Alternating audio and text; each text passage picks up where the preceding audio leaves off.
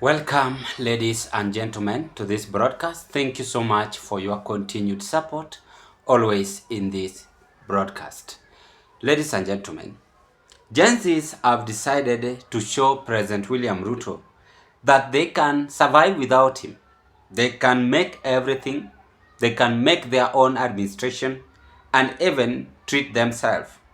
This photo is trending in social media, and I've decided to bring it here so that we can have some candid discussion on it, where a Kenyan man or men decided to draft the kind of hospital the GENZ'S are demanding to build, treat themselves, create employment, and furthermore they are still saying that they might even build their own police administration as soon as possible, and everything to prove to William Ruto that they are tired of his administration.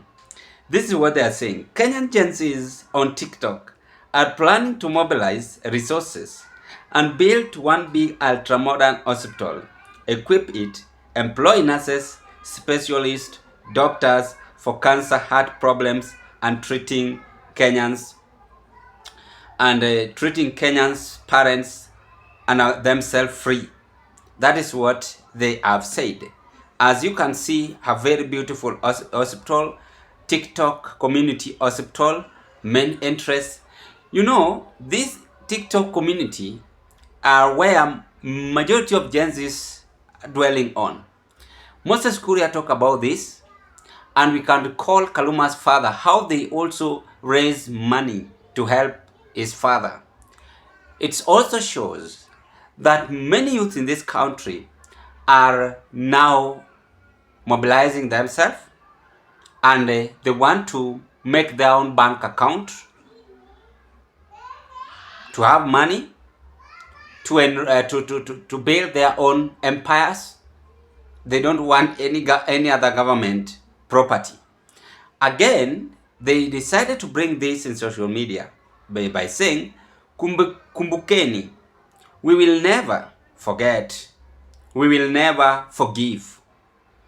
We can see the late Albert Ojwang, that is the person I know, with again this gentleman who was killed, Rek Masai, they are the top men, and so many who were abducted, killed during demonstration by some of the murderous men in the government. I'm saying this without fear of contradiction. They should change and avoid this political hatred, because leadership is not all about killing or pretending to be good, yet you con people. It will not make any change. Then they conclude by saying, may they continue to rest in peace. This is a serious movement, and I'm seeing this as a political revolution. We can clarify this as a new political change. Here cometh the hour where Kenya's youth are now confirming to William Ruto that we gave you time, we really voted for you, and you really convinced us. We agreed that you are going to do this and that. We demonstrated, we went to the street, demanding our justice, demanding our right, but instead of giving us what we were demanding for, you murders, you kill our sons and daughters while demonstrating. You shoot young babies using live bullet. You also deployed rogue police officers with or without school uniform, without uniform, sorry. And you tax, and you are still taxing Kenyans left, right, and center. So they have decided to say, you pretend to build even a good hospital, but it's not worth to us. We are going to build our own hospital. Just first confirmation to tell you that this government is not a government we should depend on. Sasa ni wananchi wanajenga serikali yao, serikali pia wanajenga administration zao. Si serikali iko na hospitali, Nao wananchi pia wanaamua, wanajenga hospitali yao. Itafika pahali pia wana deploy hata polisi yao, wanakaa nayo, wanajenga hadi police administration. Now again, they might even aim of appointing or electing their own president. At the end of the journey, you know what normally happens? Vita itatokea, wananchi na serikali, watu wataanza kupigana. They are showing William Ruto that they don't want him. They are showing William Ruto that they cannot survive without him. They can survive without him, because he had disappointed many of them.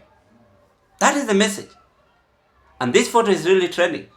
But I thank God, Moses Kuria had said this. And also other Uhuru Kenyatta himself had said this. That there are some groups coming here ahead only in the near future. If you are not keen, they might even outshine you. I personally advise William Ruto by saying this. Listening to this youth is very much, is very easy. The first thing you ought to do is listen to their voice. Do whatever they want. There are some you can sit down with them, discuss. Rather than bringing them in state house, dancing, giving them beautiful ladies to dance with, then giving them motorbike and food a little bit, will not help you. These people need development. They need to be employed. They need to be educated. They need to work on good roads. They need clean water. They need to have some money in the pocket, saving. And all in all, you need to listen to them, interact with them, and don't just listen to one side. Kenya is big, you know that. We have some part in Turkana who are not even recognizing you as a president. So you ought to change each and every county. And lastly, fight corruption. There are some men and women in your government looting. They are just getting fat day in, day out. But when we tell them to stop looting, the only thing they can think is threatening Zion Kenya TV YouTube broadcast, thinking of abduction, murderers, and so on and so on. They don't think that we are all human beings. We breathe the same air. No one pays for one another air. But what we need is just respect and build this country together. You are again recycling projects. Today, Aden Duale giving out 8.1 billion. There's another CS giving out 2.01, whichever. But as we speak, teachers are on strike. It has forced Ogambo to shut down school until next year. You get the point? And not that we cannot pay even those teachers. We can, but problem is that we lack leadership skills. We launched several projects, borrowing a lot of loan. Mara SGR. Today, that SGR, we expect it to start being constructed, to begin construction, by December this year, if it is so. So such kind of project, when we have that vision, it should start immediately, launch, start, rather than having history. So people are seeing as if William Ruto is a historical president. And now the best thing they can do for you, Your Excellency, is to build their own hospital. They have waited for hospital, the hospital they wanted. You never even say, or you never talk about this. So we have some nurses also demonstrating. I'm telling these people can build this hospital, 1.5 billion, pay nurses, and enjoy their own life. We have even several politicians who talk to Kenyans and they donated money. Raila Odinga was one of them, and Kalonzo Musyoka. How much did they give Raila Odinga? How much did they give him? A lot of money. We have Morara Kebaso. We have, even today, if I want to fight for president, they can even give me that money. But unless if we change this country. Now where we are heading is a war between Kenya's youth and the president. They are with you, hand on hand. Remember, no one is sponsoring these men and women. They have decided to surrender their own life to secure this country because they are seeing you as a threat to them. So, What next, ladies and gentlemen? What might be your take? I rest my case at this point. I wish you all the best and thank you so much for your continued support in this broadcast. If you are a first-time viewer watching me in this YouTube channel, kindly do me a favor. Take a once again, click that notification bell and subscribe to our YouTube channel. Like my video, share my video to your friends, family and relatives.